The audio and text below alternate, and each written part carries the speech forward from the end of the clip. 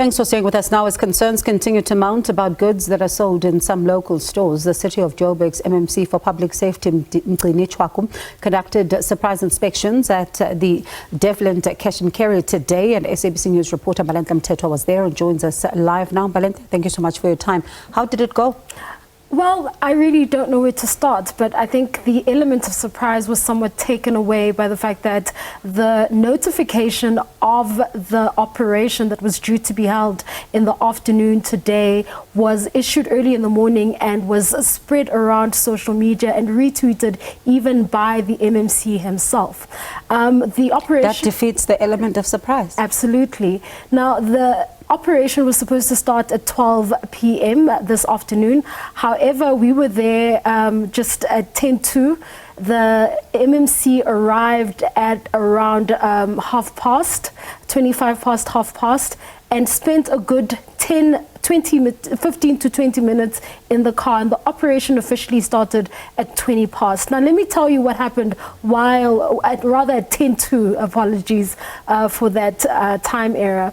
And let me tell you what happened while we were waiting for this operation to begin. It seemed as though people saw and identified that some of the cars that were there had branded houses. I mean, the cars were branded with branding from different media houses, and they started coming towards the gate and started closing the gate. And some ladies who were standing next to us said they were very fortunate to have gotten what they needed to get before the premises were closed. And then after that, they were reopened. It wasn't clear at the time to us that we were actually going to be walking in to the same facility. While the MMC was locked up in a meeting trying to verify the papers and the documentation and to determine if they had the necessary documents to operate the wholesale, we went on a walkabout and learned anonymously from workers who work there that those who are working in the country without possessing the necessary documentation all ran out using entrance number 4, which is where the briefing was held much later on.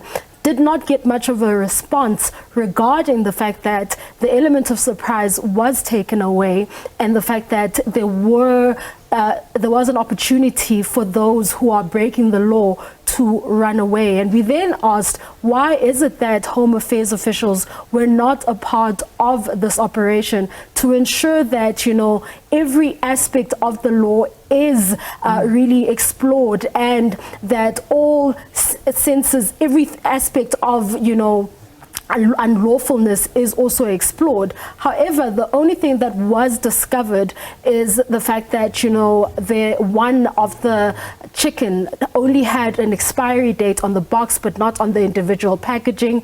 The floor planning was an issue. There were cats on the premises, which is also a health hazard.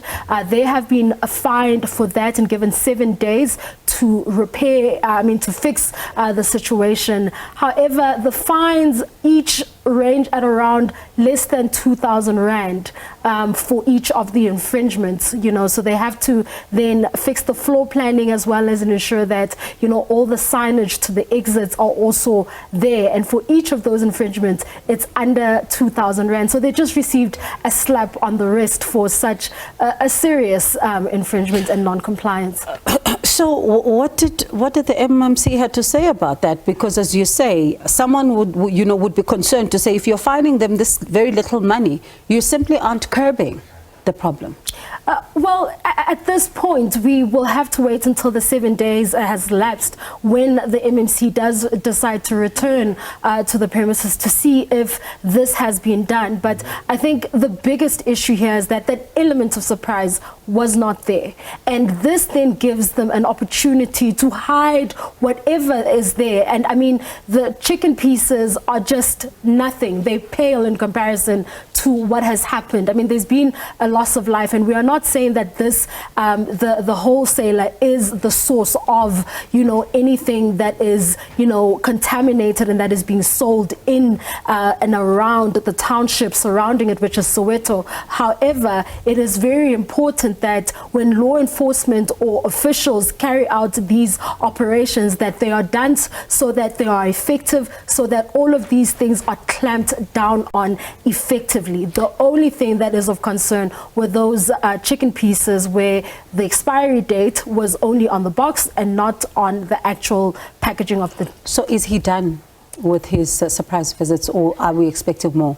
Well, we are, based on the interview that we had with him following the briefing, the questions rather that we asked following the briefing, he did indicate that, you know, they would be doing this regularly. You will remember that the raid started last week where spaza shops were raided following the passing of 6 children who allegedly consumed poisonous snacks from a local shop. And this has seen numerous officials going to visit the areas, party officials going to visit the area, as well as yesterday we saw that the MEC for Finance and Economic Development was joined by the MMC for Economic Development in the city of Johannesburg, in Naledi, where they spoke to community members and spoke about, you know, surely getting, ensuring that, you know, South Africans are able to return to the spaza shop industry. You will remember,